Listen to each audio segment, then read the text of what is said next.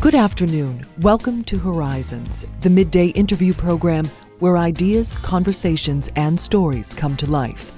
Now, from the Ron Bersani Studios at the Massachusetts Commission for the Blind in Boston, here is your host, Jefferson Lyons.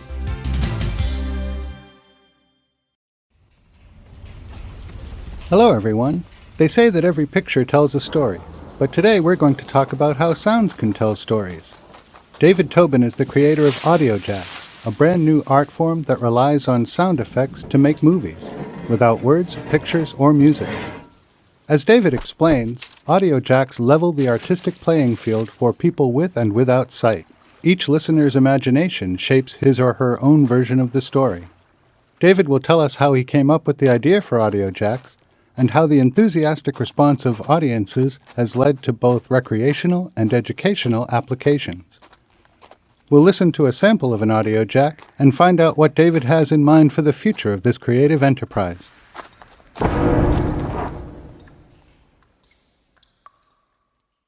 Hello, David. Thank you for joining us. Hey, Jeff. Thanks for having me on. Well, I really appreciate your coming and talking about Audiojacks. It's a subject that I find really fascinating and that I don't think a lot of people know too much about.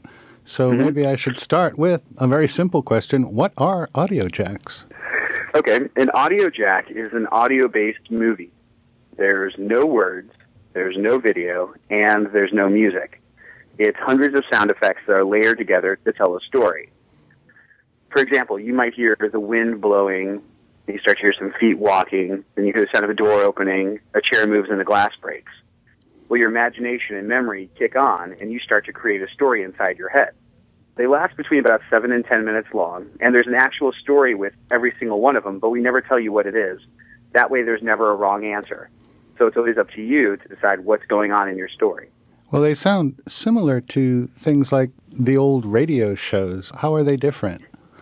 Yeah, they definitely have that aspect of it, but with those you have dialogue and you have music to help set the tone. When you're dealing with just sound effects and just sound, everyone has a different interpretation of what that sound may be or the environment in which it would occur.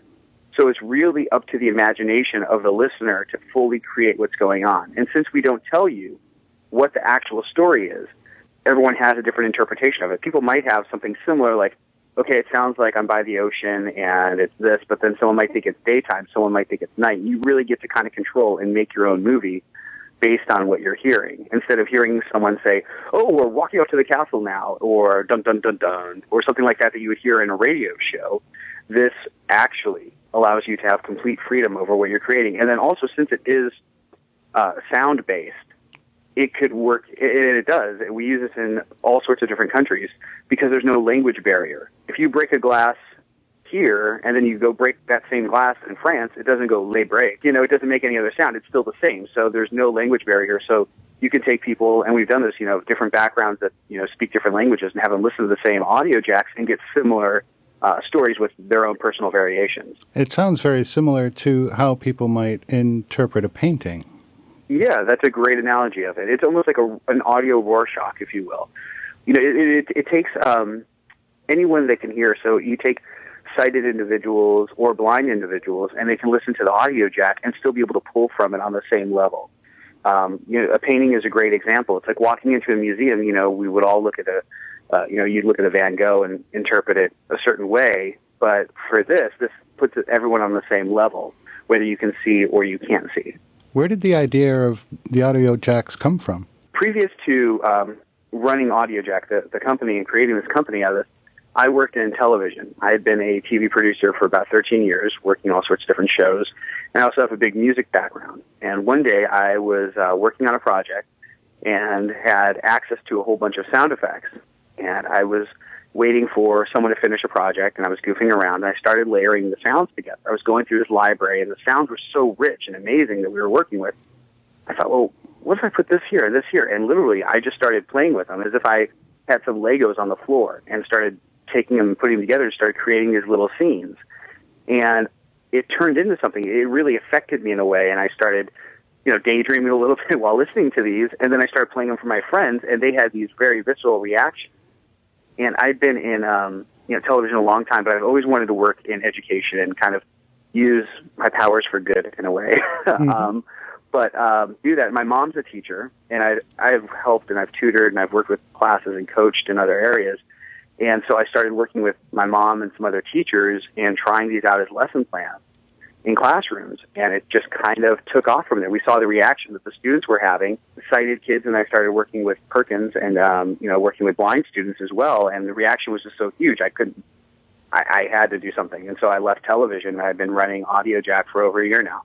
Is there a story behind the name Audiojacks, or where did that come from? Well, I guess kind of. I had... When I was in, I think it was a freshman in high school, I wanted to call a band of mine Scrapjack. The rest of the band didn't like that idea very much, but I always thought Scrapjack was a really cool name. Later, it ended up becoming the name of my company, and so I've always liked that. And then when I came up with Audiojack, before it had a name, I was playing it for a friend of mine, and we were talking about my company and whatnot, so it was kind of on the tip of my tongue already. And they said, well, what is this? What's this called? And I'm like, an Audiojack. And then they were like, yes, that makes so much sense because you're plugging in, it's all audio. You're getting jacked, your imagination. And they went with it. And then after that, people started calling them Audiojacks. And that's kind of how it became. Well, you mentioned a little bit about your professional history and your mother being a teacher, but could you give us a little more about the David Tobin story, where you grew up and what your life was like before Audiojacks? Yeah, I was originally born in Illinois, just outside Chicago. Lived there for a little while, ended up living in Phoenix, and then eventually moved to Central California in Fresno in the middle of fourth grade.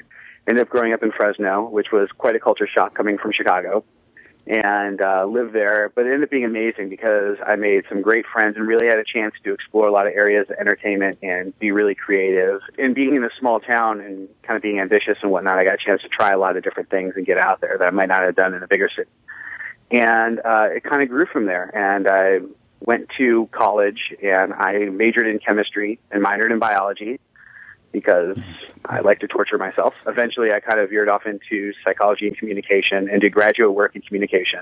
And then one day, out of the blue, I had an opportunity to, going to my first year of grad school, come down to L.A. and act on a TV show. And I did that, and I came down here, and then after that, it turned into a couple other things, and I started coming down every so often. It's a much longer, complicated story than that, how it all happened, but we save that for another time. But ended up taking an opportunity, and I didn't go to my second year of graduate school. I jumped in and worked on one of the first reality shows ever and got involved in production and just jumped down with a week's notice and started hustling and built my way up in the television world by doing that. And then along the way, I also had the opportunity to run the world-famous Roxy Theater on the Sunset Strip, and I managed On the Rocks, the private club that's above the club, for about 5.5 years, as well as managing the club while working in television.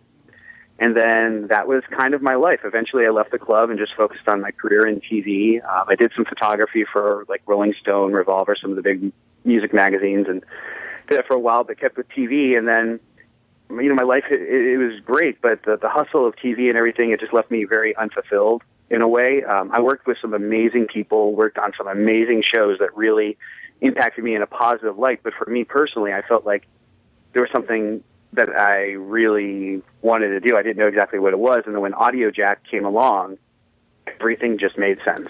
Everything just clicked, and I went with it. And here we are.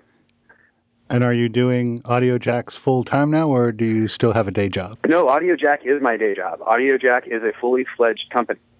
We create custom lesson plans in English, art, language arts, writing, and history. Audiojack is being used in after-school programs, summer programs, public education, private schools, working with the blind community as well. We're with California School for the Blind and Perkins School for the Blind, plus other programs that are getting on board now.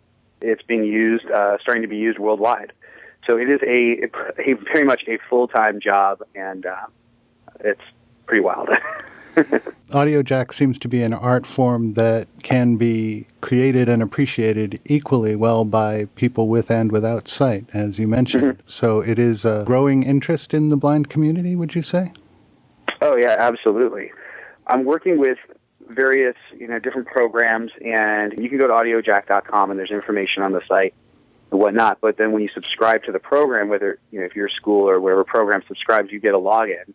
and then you can log in and you can access all the different lesson plans and activities. And whether you're blind or sighted, you can access it just fine. It works on anything that has an internet connection, a phone, a tablet, your computer. And so you have the ability to use it on pretty much any level. And the blind community is really embracing it because it's allowing students to create movies that everyone can participate in, as opposed to, having a video camera and being blind. You really can't do much. But with this, you can take the audio, you can put it in there, you can do the exercises, you can experience something on the exact same level as a sighted individual. Well, maybe this might be a good time to have our listeners find out what an Audiojack sounds like. We have a short sample that we're going to play, and we can talk about it afterwards. How's that? Sounds great. Okay, here we go.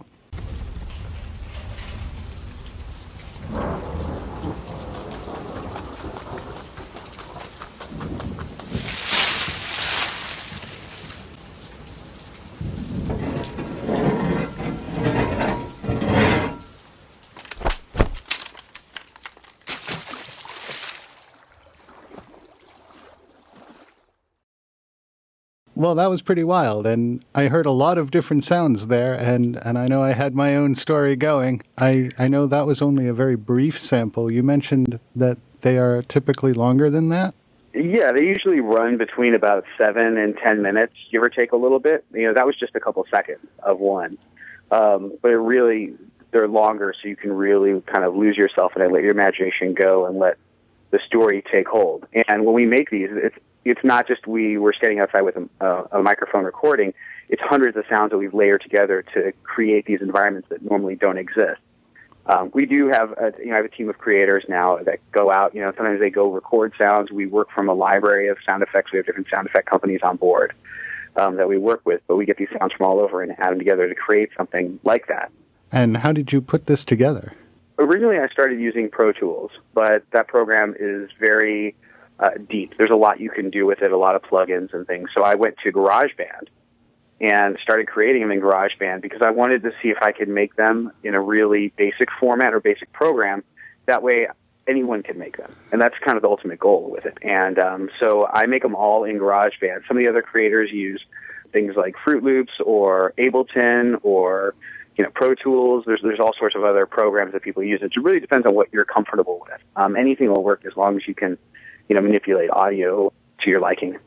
You don't need to be an experienced audio engineer to be able to use some of these programs and put these together? Or? No, not at all. I'm not. And I was able to do it. So no, you just have to be able to. The great thing about GarageBand is the interface on that is drag and drop. You take the sounds, you drag them in, you can manipulate the sound a little bit. It's pretty easy to learn. It definitely takes a little bit of time if you're not familiar with editing and understanding it, but once you get it, it becomes pretty easy. And this Audiojack that we were listening to, what exactly was that about? I can't tell you. That's the thing. I never tell anyone what any Audiojack is. Not even my parents know. Well, how do listeners know they're on the right track? You don't, and that's the beauty of it, is that there is no wrong answer. That way it's always yours, because it's kind of like if you listen to a song and you're hearing it and you're like, wow, that's such a romantic song, and you're thinking about, wow, this is about me and my girl. And then later you find out the song was about a car. It kind of ruins it for you. You're like, oh, great, it's about a Chevy. It kind of takes away that moment. And that's the beauty of Audiojack, is that it's your story. It's whatever you want it to be. There doesn't have to be a right answer. And when you take that element of it and then you add it to exercises in English, art, language arts, writing, history, when you're doing that, the students have a new buy-in. They know they can't be told they're wrong.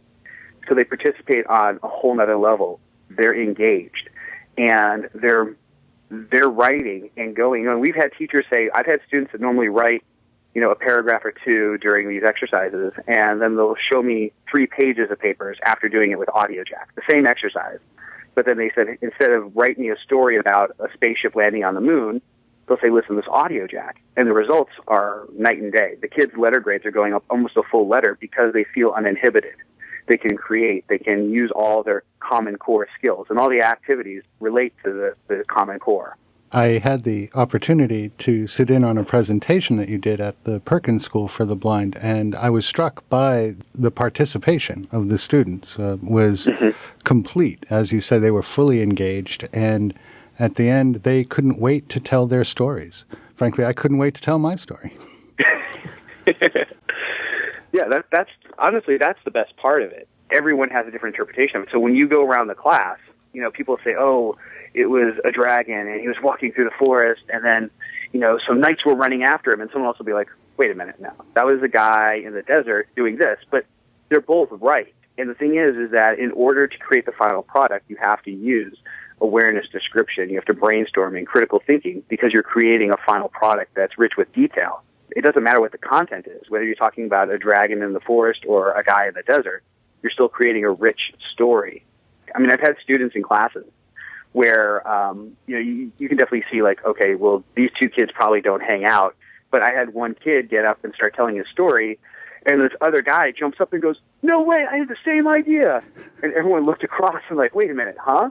And these two guys like didn't get along. They were never friends before. And then they had this common bond based on their imagination, and they became friends after that. And it was really neat to see that this can bridge other areas of it. And it creates a different environment in the class. People feel comfortable. Like you saw at Perkins School for the Blind, I mean, they couldn't stop talking. Yep. I know you've talked a lot about their educational uses and working with students. Would you say there are other ways that Audiojacks are making an impact and affecting other audiences? Yeah. I mean, obviously, education-wise, it's a great tool, and it offers a lot. But it's also fun. A lot of kids end up taking it home. Well, because it's on their phone, they can use it anytime they want when they're in the program. And so instead of just worrying about their exercise, they go home and do it with their parents. And then they'll say, okay, well, let's all listen to it. And then everyone goes around the room deciding, what they think the story is. And then it gives a way to participate in activity. It's almost a game. Yeah. I had thought it could be a great party game. Yeah, absolutely. We have an app that's going to be coming out soon that'll offer more of that. There'll be more of just a game version of it. There's a couple different divisions of the company. We're also creating Audiojacks for the fitness world. So you can feel like you're running along the Great Wall of China or in the Sahara, the Sahara Desert, or if you're in the Amazon. And creating these environments are set to a rhythm, so you can have that with you while you're out there. There's a hospice division that we're creating custom Audiojacks for people that are in a place of hospice. There's different ones for different types of study that we're creating.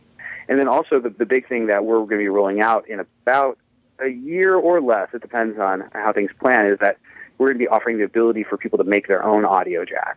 And they can create their own. It'll all live on the site. You would log in and then be able to pull from our sound effect library with an online editor that will allow you to edit and customize and make your own Audiojacks. And right now, we have a club at Perkins School for the Blind where we have blind students actually making an Audiojack right now, and then I'm starting to work with some other students out here in California to do the same thing, and starting to work with other kids, sighted and blind, so they can create their own Audiojacks and stream them and share them with their friends. That's what we're developing right now. We're in the middle of building it. We have a social network that's going to be built out of audiojack.com. You'll log in, and then you'll have your profile, and then the different Audiojacks that you've created will be a part of your profile and streaming. You don't have to worry about downloading them. It'll all be streaming, so if you go check your friend's page, you can play their Audiojacks and listen to them, comment on them, and share them. And then people can do the same on yours. Eventually, we're going to have these contests that are going to go statewide and countrywide and eventually worldwide with different people making Audiojacks and the whole community voting on them. So it sounds like there will be some version of the Oscars for Audiojacks? That's what we're hoping. I mean, that'd be great. The Davids. Will you MC some of the awards? Will you help us out? Love to. Great. I did want to get back to one point you made when you were talking about education, that a lot of your lesson plans actually meet the national standards for core curriculums. Do you have a team working on those? Do you get involved personally? Or? Yeah, I personally researched it for quite some time. And then through the educators I know and professors that I've worked with before in the past, I'll kind of take my concepts and lesson plans based on stuff that I've done, other ones that I've researched and found, and then run it through with them and let them kind of tear it down. And we've built them up and created these exercises that, pass their litmus test for it. And so I've worked with a lot of different educators from different backgrounds to see, are these effective? Does this activate the students on the levels that we're trying to get them to participate on in school? Because essentially what we're finding is that people are, they have their regular exercise in the class, and there's only so many hours in the day and school year. So what they're doing is they're actually taking out old lesson plans and putting Audiojack in the place of it because of its effectiveness. Are there any plans? I know you talked about the app that you're coming out with. Are there other ways that you see the advances in technology affecting Audiojacks? The big advance in technology that we're trying to do is, right now there's audio editors that we have that we've kind of created and built that allow you to edit sound and stream it all online, and that works fine. The big thing we're working on is to make it so it's accessible for blind and sighted equally, so that a blind person can create an audio program or an Audiojack through this. And it's just through, the minor developments that have been going on here and there with accessibility, and just trying to create that, make that more fluid, and even not making it so much of an app-based, but that it's just a web-based program that you can pull up on anything. Like you can pull up on your TV if you have access to the internet, because it's all based on the web. So you don't have to worry about having the app or downloading this and doing that. You can just access it anytime. So I know for some of our listeners who do have vision impairments that probably the thought of new software is very daunting to them. Yeah. Ease of access is something that you're working on? Yeah, absolutely. We have it being set up so it's very easy to enjoy the Audiojack, so that if you are subscribed to the program, you're a part of this. You can listen to the Audiojacks and enjoy and participate with it. And then if you do want to create your own, it's not so much, I have to learn a new program. It's learning a new skill. Like when I learned to edit back in the day, it took me a while. When I first learned to play guitar, it was, a new tool, but it was a skill I was learning as well. And editing an Audiojack is a lot like editing a TV show or producing a song. It's an art form, and you really have to learn how to do it. And I go through a notes process with my Audiojack creators. They'll send in their Audiojack, and then I'll give them some notes, and then they take another pass, and then they come back with it, and then they, make the changes, because it really is like learning how to tell a story with just sound. Well, it sounds like you're dealing with an art form that is very new and something that people haven't had a lot of exposure to, but have great applications in education and in entertainment. How are you getting the word out? Well, I've kept it on wraps for a little while. I've kept it on my social network and with some close friends and people that I've shared it with that have helped me along the way, because I really wanted to test it out on a lot of levels. But now doing this show with you is a great way of getting it out there. Our patents and trademarks and copyrights are all in place, and now it's a matter of just getting the word out. There's a couple TV shows that looks like I might be appearing on that are daytime talk stuff that are pretty significant shows. Press is starting to pick it up.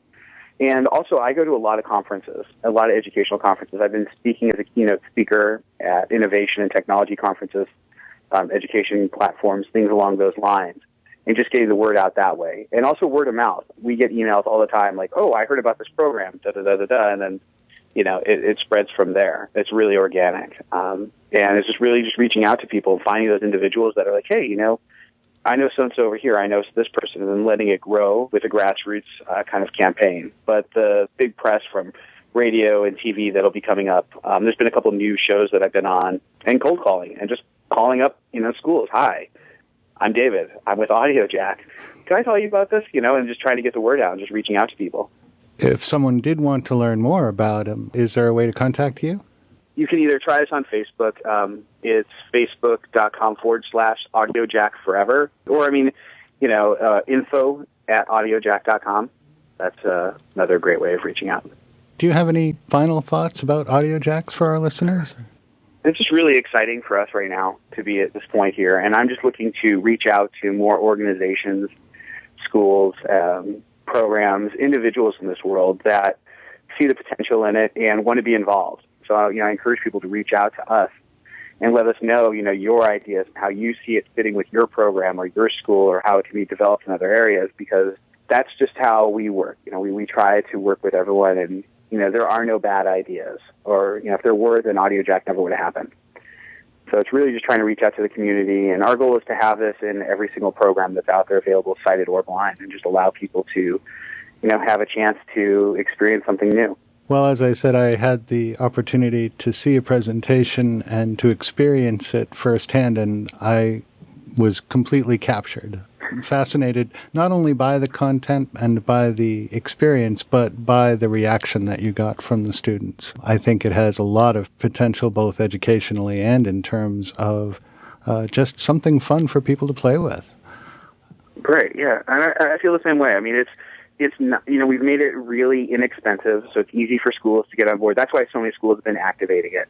We really want to make it accessible to people, and it's one of those things that it never existed before. It's like we invented music, essentially. It's a new art form. It's a new thing, and I'm just so happy that I was able to share it with you too. I mean, your reaction afterward was great, and to be able to talk to you a little bit about it, and then compare that to what the students said. Hear that, that you were equally as engaged as the kids in the class, yes. And to show that there is no age difference. Oh well, this is silly, I'm older, or whatever. It's like, no, it still grips you. I think some of our older listeners who grew up on the old radio serials might find it a very comfortable medium. Yeah, I definitely think so. I listened to a lot of those when I was younger. My parents played those for me, even my grandparents. And maybe that's where it came from. I don't know.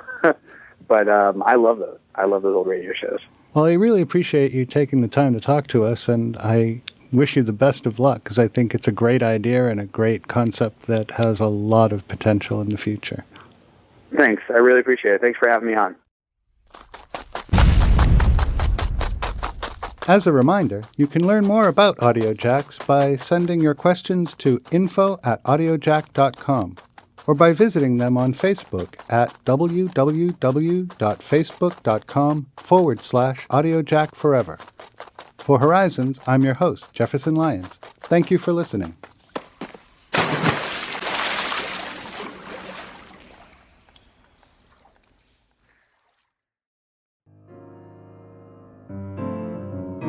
If you have suggestions for future Horizons programs, call the MCB feedback line 24 hours a day at 800-392-6450. Say the word tape and press 2 and leave a brief comment. Today's program was produced by Jay Rufo at the Massachusetts Commission for the Blind in association with Katie Crocker at the Talking Information Center. Join us again Monday through Thursday and on Saturdays at 12 noon for future and encore editions of MCB Horizons, right here on this station of the Massachusetts Reading Network.